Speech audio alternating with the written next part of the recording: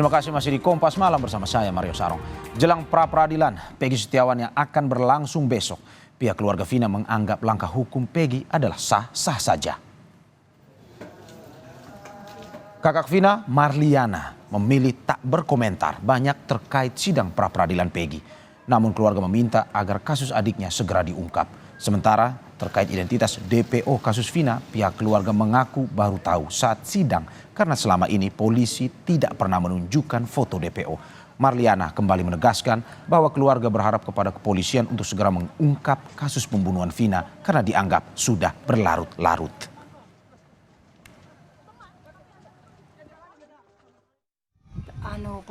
Pihaknya Peggy Setiawan melakukan pra-peradilan itu sih sah-sah aja ya Pak ya, itu kan haknya mereka gitu kan. Saya pribadi itu nggak, maksudnya dijelaskan DPO-nya orang sini atau mukanya seperti itu, ini nggak pernah.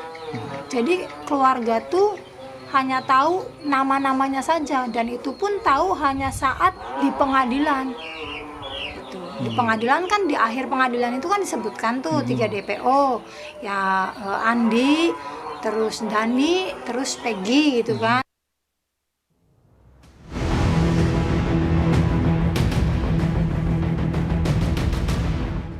Tersangka kasus pembunuhan Vina dan Eki di Cirebon, Peggy Setiawan, bakal menjalani sidang pra-peradilan perdana pada tanggal 24 Juni besok di Pengadilan Negeri Bandung. Tim kuasa hukum Peggy Setiawan memastikan telah menyiapkan seluruh berkas untuk sidang pra-peradilan besok. 22 orang dari tim kuasa hukum Peggy Setiawan akan hadir di persidangan.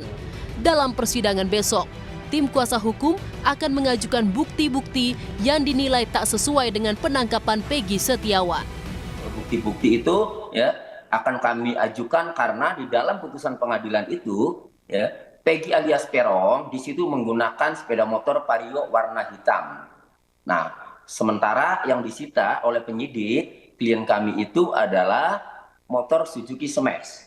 Dalam putusan pengadilan itu sudah inkrah, sudah berkekuatan hukum tetap, konstruksi dakwaannya sudah dibangun dan sudah terbukti di pengadilan bahwa 11 pelaku menggunakan 7 sepeda motor, yaitu 7 sepeda motor itu ya tidak ada yang namanya motor Suzuki Smash. Nah, sehingga kalau penyidik sekarang menyita barang bukti Suzuki Smash, ini akan merusak dakwaan, akan merusak konstruksi dakwaannya. Menghadapi sidang gugatan pra-peradilan Peggy Setiawan yang digelar besok, persiapan juga dilakukan Polda Jawa Barat. Pihaknya telah menyiapkan tim kuasa hukum dari bidang hukum Polda Jawa Barat dan eksternal. Kami akan menghadapi gugatan sidang pra-peradilan yang diselenggarakan terhadap gugatan penetapan tersangka PS. Tentu kami telah menyiapkan tim dari kuasa hukum Polda Jawa Barat. Sejauh ini kami sudah berkoordinasi juga dengan pihak pengadilan terkait dengan waktu pelaksanaan dari sidang pra-peradilan yang rencananya akan digelar pada besok pagi. Kejaksaan Tinggi Jawa Barat menugaskan 6 jaksa untuk menangani kasus Peggy Setiawan. Kejati menegaskan para jaksa akan profesional tanpa diintervensi. Berkas perkara yang diterima kepolisian akan diperiksa selama 14 hari, setelah itu kejaksaan menentukan sikap. Pihak Kejati Jabar barusan menerima berkas tahap 1 atas nama tersangka PS.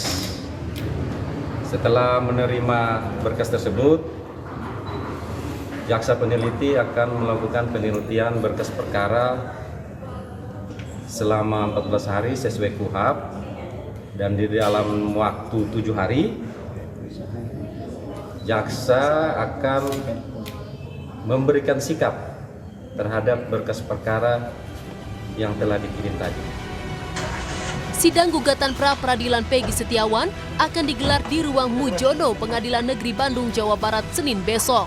Pengadilan Negeri Bandung telah menunjuk Hakim Tunggal Eman Sulaiman untuk mengadili gugatan pra-peradilan Peggy. Persidangan bakal jadi panggung adu kuat alat bukti, di mana pihak Peggy maupun Polda Jabar telah menyiapkan amunisinya masing-masing. Tim Liputan Kompas TV.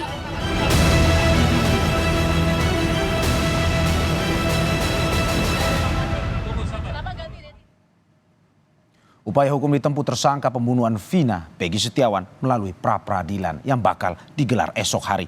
Lantas, apakah pra-peradilan akan menggugurkan status tersangka Peggy? Kita ulas bersama pakar hukum Universitas Jenderal Sudirman, Prof. Hipnu Nugroho. Selamat malam, Prof. Terima kasih sudah bergabung bersama kita di Kompas. Iya, selamat malam, Mas. Prof, nasib Peggy Setiawan bergantung besok sidang pra-peradilan, tersangka atau tidak sesuai dengan keputusan sidang. Tetapi pertanyaannya, apakah bisa sebenarnya pra-peradilan ini menggugurkan status tersangka Peggy? Ya, di dalam pra-peradilan itu adalah sebagai kontrol dalam sistem peradilan pidana, Mas. Sehingga kontrol terhadap pra-peradilan itu adalah terhadap satu sah tidaknya penangkapan, sah tidaknya penahanan, sah tidaknya penentuan tersangka. Terhadap Peggy ini adalah sah tidaknya penentuan tersangka. Nah, dalam penentuan tersangka ini ada dua syarat yang diperlukan adalah kecukupan bukti. Kecukupan bukti juga disyaratkan adalah bagaimana cara memperoleh bukti. Bukti yang ditimpakan pada Peggy yang sekarang adalah bukti yang menduga, belum bukti yang menentukan. Bukti yang menduga bahwa Peggy adalah sebagai pelaku dugaannya. Karena itulah yang dilakukan. Satu. Kedua, menguji tentang suatu proses profesionalisme. Kalau kita lihat di dalam hukum acara pidana, apa itu penyidikan? Adalah serangkaian tindakan penyidik untuk mengumpulkan barang bukti guna menentukan tersangka. Lah, menentukan tersangka itu suatu proses yang terakhir. Jadi bukti A, B, C, disitanya A, B, C, baru menentukan tersangka. Pertanyaannya yang sering terjadi, si Peggy sudah diperiksa sebagai saksi atau belum? Kalau belum, lah ini potensi menjadi gugur pra-peradilannya. Kan itu. Jadi banyak hal ini sebagai bentuk evaluasi profesionalisme seorang penegak hukum. Karena ini suatu yang baru, Mas. Berarti menurut Anda Peggy punya kesempatan yang besar untuk bisa digugurkan status tersangka? Ya, dalam suatu pra-peradilan ada dua kemungkinan, bisa gugur dan tidak gugur. Kan itu loh. Potensi, makanya kalau orang melakukan suatu pra-peradilan itu, penegak hukum, khususnya penasihat hukum sudah menilai, menurut Anda kurang profesional. Ya. Gitu. Menurut Anda, Prof, apa argumen yang kuat yang mungkin bisa dipakai oleh kuasa hukum untuk bisa nantinya dalam sidang pra-peradilan? Satu, argumen yang pertama bahwa kita harus melihat Peggy ini kapasitasnya seperti apa. Jadi surat perintah penyidikan terhadap Peggy pada penangkapan, ya itu seperti apa? Apakah sebagai pelaku? Apakah sebagai turut serta? Ini kan penyertaan. Apakah sebagai DPO?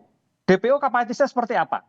Lah itu mengenai subjek yang dilakukan. Lah subjek itu harus jelas. Jadi jangan sampai sprindik yang dilakukan oleh Polda itu tidak jelas. Hanya sebagai pelaku. Pelaku apa?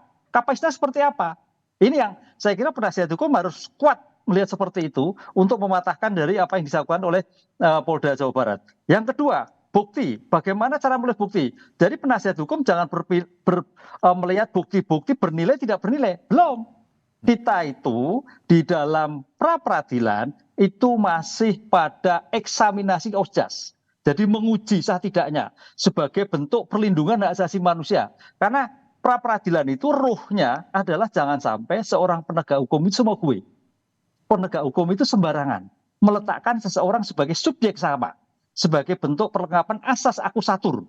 Sehingga jangan sampai diperlakukan semenang-menang. Gitu loh, Mas. Buktinya asal gitu. Ya, Prof, kalau Anda melihat dari bukti yang kita mungkin sudah mendengar sendiri baca di media bahwa ada bukti chat, bukti obrolan Peggy yang mengatakan bahwa Peggy pada tahun 2016 saat itu tidak berada di lokasi kejadian tetapi berada di tempat lain. Menurut Anda apakah salah satu bukti seperti ini bisa menguatkan argumen dari kuasa hukum Peggy Setiawan? Bisa, tapi itu sudah masuk nilai. Masuk nilai. Nilai itu berarti nanti bukti chat itu disampaikan di dalam pembuktian di persidangan. Bukan pembuktian di pra-peradilan.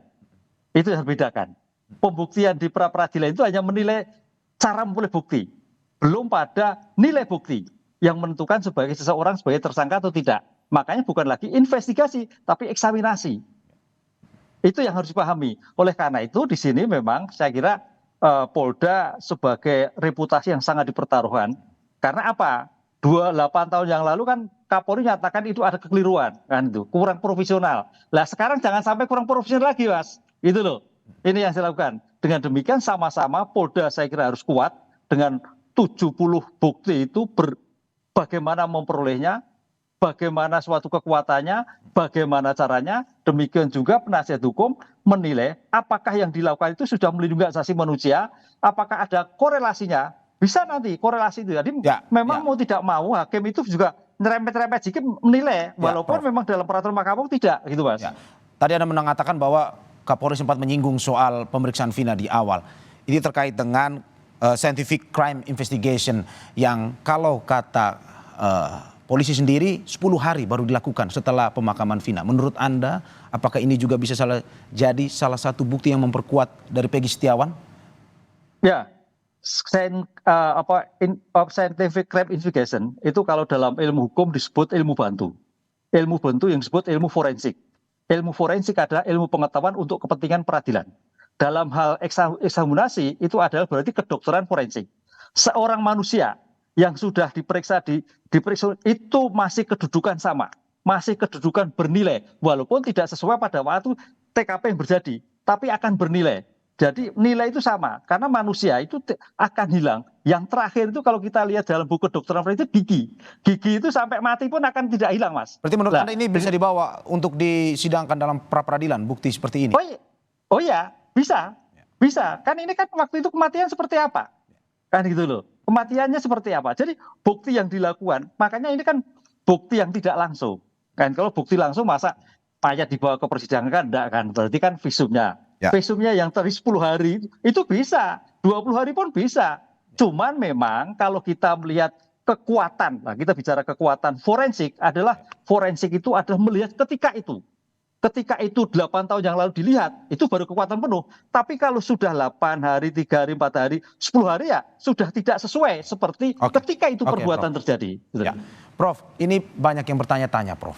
Karena dirasa kejar-kejaran. Salah satu dari kuasa hukum Peggy menyiapkan untuk pra peradilan, satu sisi polisi menyiapkan untuk melengkapi berkasnya. Tapi sekarang dari polisi sendiri sudah menyerahkan berkasnya ke kejaksaan. Apakah mungkin Prof bisa menggugurkan sidang pra peradilan Peggy Setiawan ini?